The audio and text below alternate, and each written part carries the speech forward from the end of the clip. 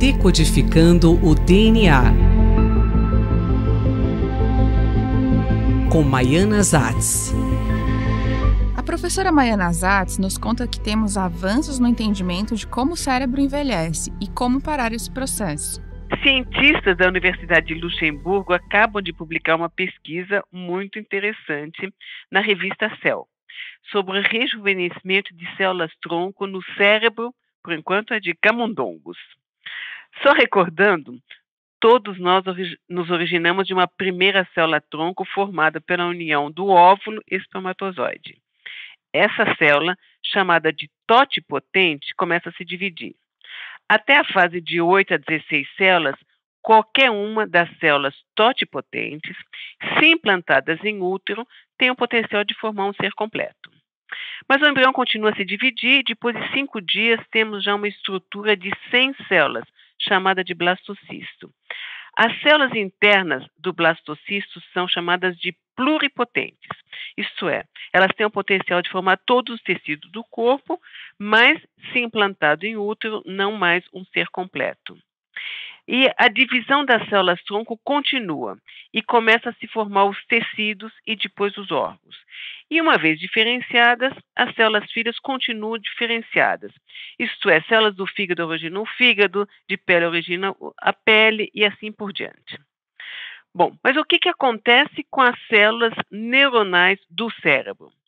Depois de um certo número de divisões, elas param de se dividir e ficam em estado que a gente chama de quiescente. E essas células quiescentes ficam restritas ou confinadas em nichos sem proliferar.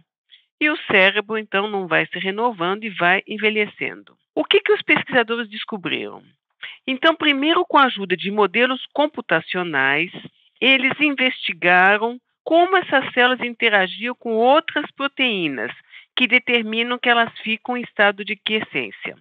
E a partir desses modelos computacionais, os pesquisadores identificaram em camundongos uma molécula que eles chamaram de SFRP5, que seria responsável por manter as células neuronais em estado não proliferativo.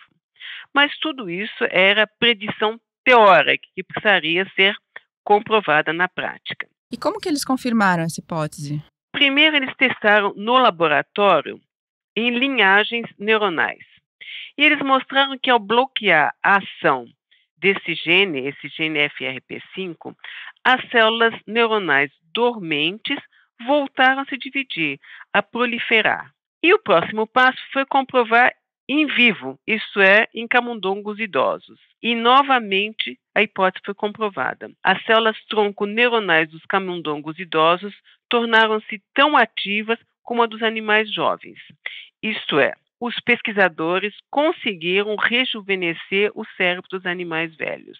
Então, os pesquisadores festejaram primeiro a importância e a capacidade de usar modelos computacionais para predição de interações biológicas.